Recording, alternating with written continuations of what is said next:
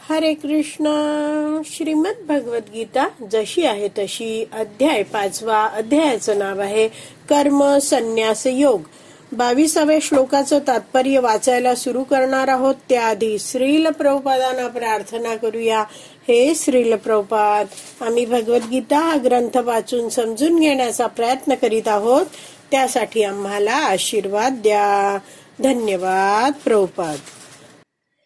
प्राकृतिक इंद्रियांच्या संयोगामुळे भौतिक इंद्रिय सुखे उत्पन्न होतात आणि शरीर हेच मुळी तात्पुरते असल्यामुळे प्राकृतिक इंद्रिये ही तात्पुरती असतात. तर एक तर आपण कळलं की ही जी इंद्रिय आहेत ती कशी आहेत, प्राकृतिक म्हणजे भौतिक इंद्रिय आहेत.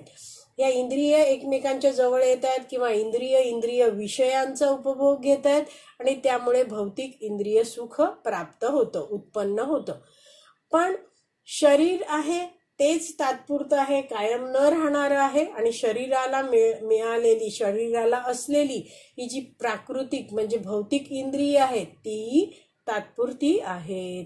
पुढे वाचते, क्षणभंगूर अशा कोणत्याही गोष्टीत मुक्त जीव रमत नाही. तर असा हा जो मुक्त जीव आहे तो जाणतो की हे सगळं कसं आहे, तात्पुरतं आहे, नाशवान आहे, मग त्यात तो रमत नाही. तर एक वैष्णव आचार्य आपल्या प्रवचनात हा मुद्दा समजवताना म्हणतात की आपण क्षणभर 1-2-5 मिनिटं थांबून जरा एक यादी करूया आणि त्यात लिहूया की या माझ्या संपूर्ण जीवनातील नाशवान गोष्टी कोणत्या आहेत. आणि त्यांनी बोलता बोलता समजवलं की शरीर मिळालंय हे नाशवान आहे. त्यांनी जी इंद्रिय आहेत, जे इंद्रियांचा आपल्याला अभिमान असतो, मी किती सुंदर, माझे डोळे किती सुंदर, माझं नाक किती सुंदर, ही सगळी इंद्रिय आहेत ती पण नाशवान आहेत, कायम राहणारी नाही आहेत. बरं, या शरीराला जो काही मान सन्मान मिळतो तोही कायम राहणारा नाही आहे. आपलं घर हेही आपल्याला कधी ना कधी तरी सोडून द्यायला लागणार आहे. आपल्याला मिळणाऱ्या जीवनातल्या विविध सुख उपभोगाच्या वस्तू आहेत त्या कायम माझ्याबरोबर राहतीलच आहेत तशाच्या तशा असंही नाही.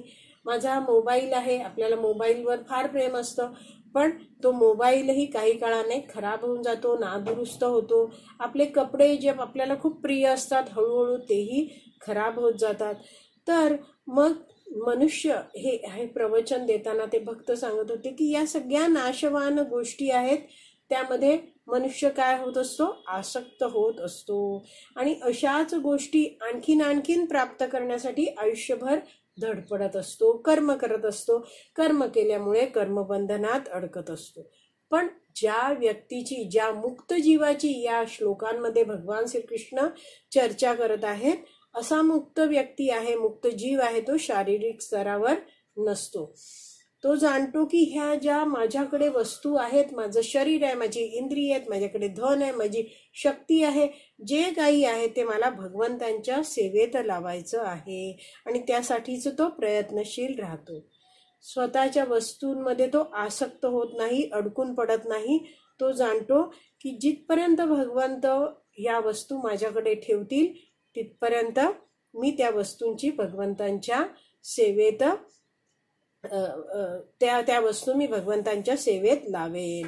म्हणजे तो जाणतो की हे सगळं जे आहे ते भगवंतांचंच आहे, मी सुद्धा भगवंतांचाच आहे, मी भगवान श्रीकृष्णांचा नित्य दास आहे. तर असा मुक्त जीव आहे तो भगवान श्रीकृष्णांच्या सेवेत रमतो. म्हणून प्रभुपाद पुढे सांगतात, दिव्य आनंदापासून प्राप्त होणाऱ्या सुखाचे पूर्ण ज्ञान असणारा मुक्त जीव मिथ्या म्हणजे खोटं सुख उपभोग करण्यात कसा मान्य करील. तर असा बुद्धिवान व्यक्ती आहे जो भगवंतांच्या सेवेत जोडला गेला आहे. भगवंत दिव्य, भगवंतांची सेवा दिव्य, आणि भगवंतांची सेवा केल्यामुळे मिळणारा जो दिव्य आनंद आहे तो प्राप्त करणारा हा मुक्त जीव क्षणिक मोहित टाकणारं आणि नंतर दुःख देणारं अशा सुख उपभोगाकडे कशाला जाईल.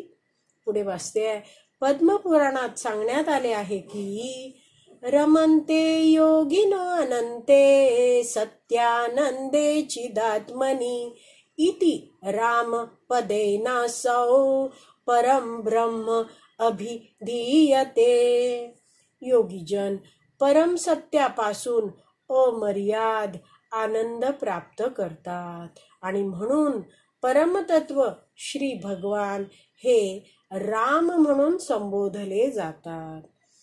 तर रमन्ते योगिनो अनंते सत्यानंदे चिदात्मनी. तर भगवंतांबद्दल इथे म्हटलं आहे, भगवंत कसे आहेत? सत चित आनंदमय आहेत. सत्य, आनंद, चित हे असे आहेत. शेवटचे शब्द बघितले तर बघा, तर असे भगवंत आहेत. ते कोण आहेत?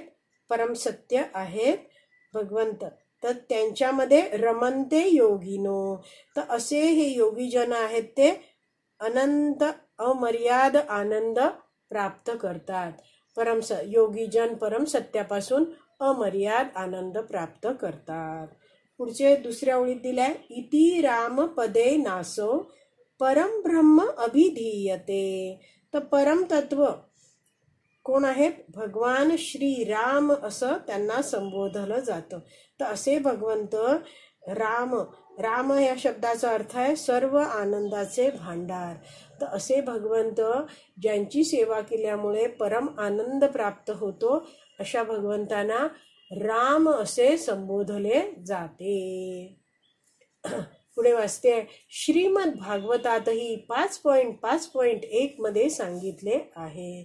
तर वृषभदेव आपल्या मुलांना, वृषभदेव अख्ख्या जगताचे राजे आहेत, ते आपल्या मुलांना उपदेश देताना हा श्लोक म्हणत आहेत, नायम देहो देह भाजाम नृलोके कष्टान कामान अर्हते विंभुजाये तपो दिव्यम पुत्रकायेन सत्वम शुद्धेत यस्मात् ब्रह्म सौख्यम तु अनंतम.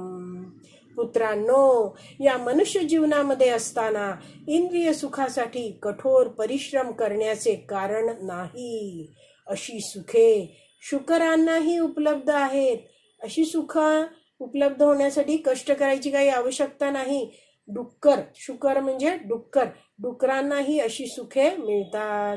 त्यापेक्षा या जीवनामध्ये तुम्ही तपस्या केली पाहिजे, जेणेकरून तुमचे जीवन शुद्ध होईल आणि परिणामी तुम्हाला अनंत दिव्य सुखाचा उपभोग करण्यास मिळेल. तर प्रभुपाद इथे हा श्लोक देऊन समजवत आहेत की इथे वृषभदेवांनी सांगितलेलं आहे की काय आहे, मनुष्य जन्म मिळाला आहे त्याचं मूल्य जाणलं पाहिजे आणि काय केलं पाहिजे, मनुष्य जन्म कशासाठी मिळाला आहे याचा विचार केला पाहिजे.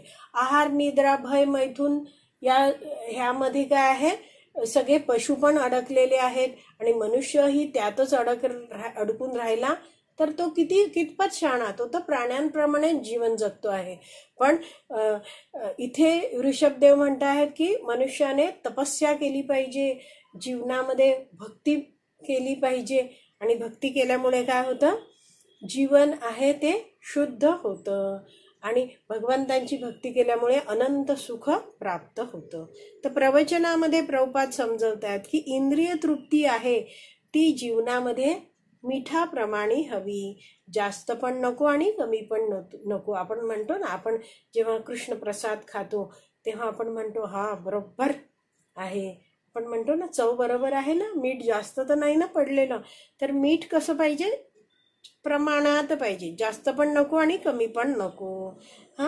तर वैष्णव आचार्य पण समजवतात यासाठी की असं नाही आहे की खूप कठोर परिश्रम केले तर जास्ती इंद्रिय तृप्ती मिळते, असं नाही आहे.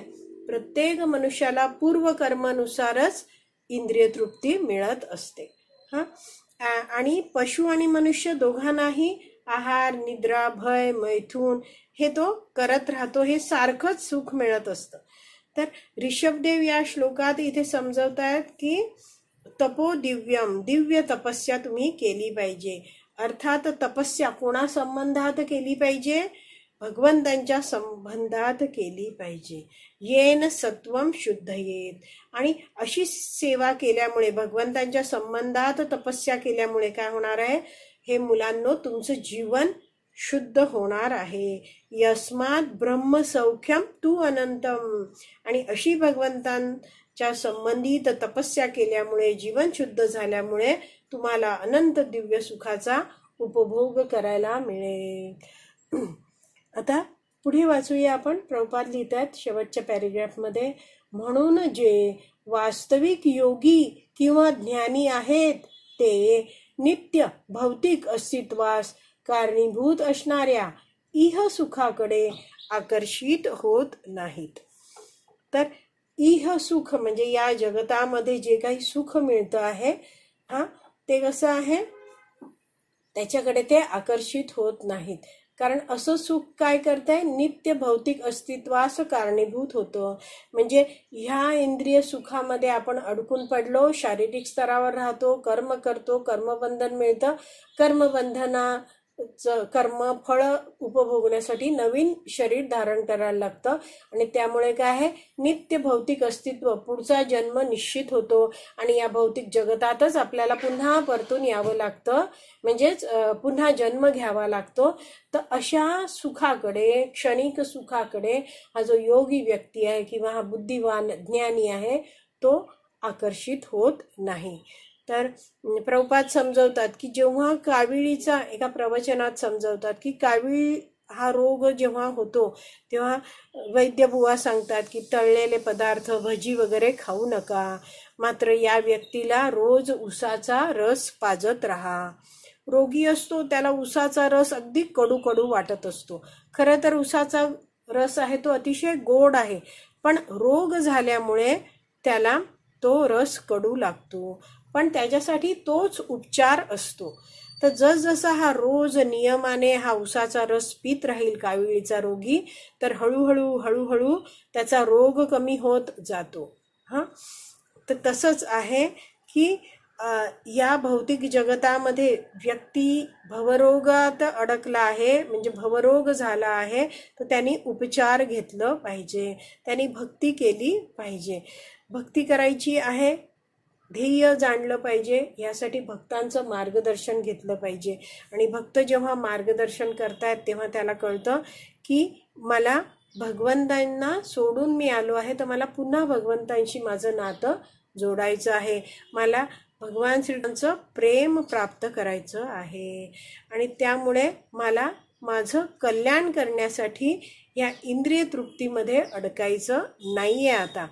म्हणून असा व्यक्ती प्रयत्नपूर्वक हे जे इंद्रिय सुख आहे, इंद्रिय तृप्ती आहे, त्यापासून दूर राहतो. शरीराला आवश्यक आहे ते पुरवतो, खायला प्यायला वस्त्र सगळं जे आवश्यकता आहे ते पुरवतो, पण आपल्या इंद्रियांना तो भगवत विषय देतो आणि इंद्रिय तृप्तीमध्ये अडकून राहत नाही. शेवटची ओळ आहे ती वाचते आहे, मनुष्य ज्या प्रमाणात प्राकृत इंद्रिय सुखामध्ये आसक्त होतो त्या प्रमाणात तो भौतिक दुःखाच्या जंजाळात पतित होतो. जसा व्यक्ती इंद्रिय तृप्तीत अडकत जातो आहे, आणखीन इंद्रिय तृप्ती करतो आहे, ते इंद्रिय तृप्तीसाठी कर्म करतो, कर्म फळ देतं आणि कर्मफळ भोगण्यासाठी नवीन शरीर घ्यावं लागतं, नवीन शरीरात तिथेही दुःख भोगायला लागतं. अशा रीतीने दुःखाच्या जंजाळ म्हणजे जाळ्यामध्ये तो पतित होतो, अडकून पडतो, जन्म मृत्यू जराव्याधीच्या चक्रात राहतो. आणि म्हणून इथे भगवान श्रीकृष्ण उपदेश देत आहेत की जो बुद्धिवान व्यक्ती आहे तो अशा क्षणिक सुखामध्ये आनंद घेत नाही.